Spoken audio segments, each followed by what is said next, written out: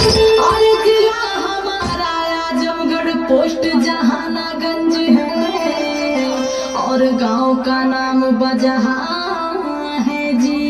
और जो तो तुम बजा दी हो गया।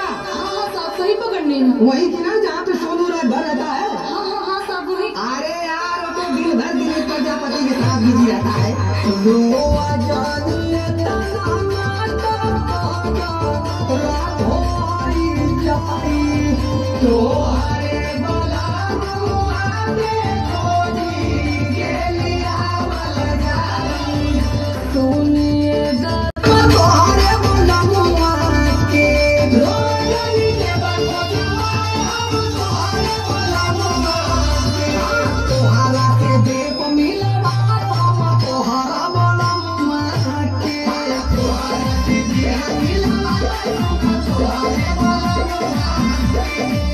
अच्छा ठीक है, अपना और अपने पति का नाम बताओ।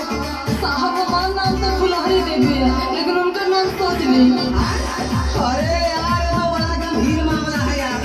अरे साहब तुम खोज लेगा पुलिस रुको कुछ दिमाग लगाते हैं। सुनो। हाँ साहब। बताओ कि वो किस कलर के कपड़े पहने थे? काली पे गमछा और पैंट शर्ट पहने थे।